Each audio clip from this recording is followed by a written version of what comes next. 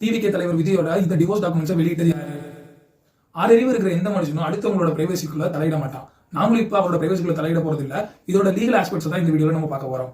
நமக்கு வெளியே இருக்கிற இந்த டாக்குமெண்ட் வந்து ஒரு ஜட்மெண்ட் காப்பி கிடையாது. பொதுவாக ஒரு வழக்கில் ஜட்மெண்ட் காப்பி தான் நம்ம வந்து டவுன்லோட் பண்ணி பார்க்க முடியும். ஆனால் இந்த கேஸ்ல வெளியே வந்திருக்கிறது வந்து ஒரு அஃபிடவிட். இந்த அஃபிடவிட் வந்து according to the section 74 of the evidence act படி இது வந்து ஒரு பிரைவேட் டாக்குமெண்ட். பிரைவேட் டாக்குமெண்ட் அப்படின்னா இதை வந்து அந்த வழக்கில் இல்லாத இன்னொரு ஆளை இது வந்து ஆக்சஸ் பண்ண முடியாது. இந்த டாக்குமெண்ட் வந்து 3 பேர்கிட்ட தான் இருக்கும். ஒன்று வந்து கோர்ட்டு, இன்னொன்று அந்த வழக்கில் இருக்கிற 2 தரப்பு பார்ட்டிஸ்லயும் இருக்கும். இந்த டாக்குமெண்ட் வெளியிட்டது வந்து கோர்ட்டு கிடையாது. ஏன்னா இந்த மாதிரியான ஃபேமிலி வழக்குகளில் வந்து கோர்ட் வந்து பிரைவசி வந்து மெயின்டைன் பண்ணுவாங்க. நம்ம வந்து ஒரு கோர்ட்ஸ்ல போய் பார்த்தாலுமே அந்த பார்ட்டிஸோட நேம் வந்து மென்ஷன் பண்ணிருக்க மாட்டாங்க. ஸோ இந்த டாக்குமெண்ட்ல பார்ட்டிஸோட நேம் எல்லாமே இருக்கு. ஸோ இது வந்து கோர்ட்ல இருந்து வெளியான டாக்குமெண்ட் கிடையாது.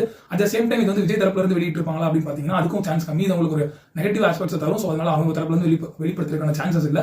அட் த சேம் டைம் இது வந்து சங்கீதா அவங்களோட தரப்புல இருந்து வெளியிட்டு இருப்பாங்களா அப்படின்னு பார்த்தோம் அப்படின்னா அவங்க அந்த அபிடவிட்லயே வந்து இதுக்கு எனக்கு வந்து பிரைவசி வேணும், ஸோ எங்களுக்கு வந்து இன் கேமரா ப்ரொசீடிங்ஸ் வேணும் அப்படின்னு இருக்காங்க. இன் கேமரா ப்ரொசீடிங்ஸ்னா அந்த வழக்கு வந்து யாருமே அங்க இருக்க மாட்டாங்க.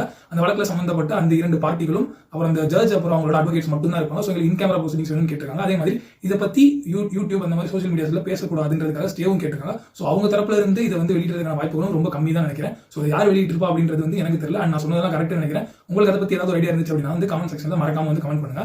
இந்த பர்சனலை எடுத்துக்கிட்டு விஜய் அட்டாக் பண்ணுவாங்களா அப்படின்னு நீங்க கேட்டீங்க அப்படின்னா நம்மளோட தமிழக அரசியல்ல வந்து நம்ம பெரியார்ல ஆரம்பிச்சு நம்ம கடைசியா இருக்கிற நம்ம துணை முதலமைச்சர் உதயநிதி வரை எல்லாரும் வந்து பர்சனல் அட்டாக் வந்து உள்ளா இருக்காங்க.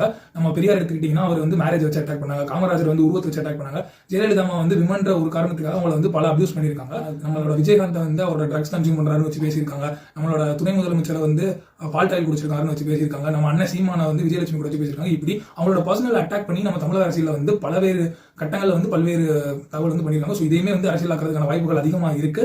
அண்ட் நான் வந்து சில கமெண்ட்ஸ் படித்தேன். அந்த கமெண்ட்ஸ்ல வந்து டிவிகே தரப்புக்கூறிகள் வந்து டிவோர்ஸ் வந்து நார்மலைஸ் ஆக்குறாங்க அப்படின்னு போட்டிருந்தாங்க. எனக்கு ஒரு சின்ன ஒரு கேள்வி, நம்ம பெரியார்ல இருந்து இப்ப இருக்கிற திராவிட தலைவர்கள் எல்லாருமே டிவோர்ஸ் வந்து நார்மலைஸ் ஆக்கணும் அப்படின்னு வந்து போராடிட்டு இருக்காங்க. டிவோர்ஸ் வந்து நார்மலைஸ் ஆக்கப்படணும். நமக்கு பிடிக்காத ஒரு மேரேஜ் லைஃப்ல இருக்கணும்ன்ற அவசியம் கிடையாது. கடைசியாக முடிக்கணும்னு சொல்லிக்கிறேன். இங்க இருக்கிற மனுஷங்களால அவங்களோட முதுக பார்த்துக்க முடியாத ஒரே காரணத்துக்காக அடுத்தவன் முதுக மட்டுமே பார்த்துட்டு நம்ம சுத்திட்டு இருக்கோம். ஸோ அடுத்தவன் முதுகுல இருக்கிற ஆளுக்க பாக்குறதுக்கு முன்னாடி உங்க முதுக லைட்டா திருப்பி பார்த்தா நல்லா இருக்கும்னு நினைக்கிறேன். சட்டம் அறிந்திருப்போம். Law is only for lawyers.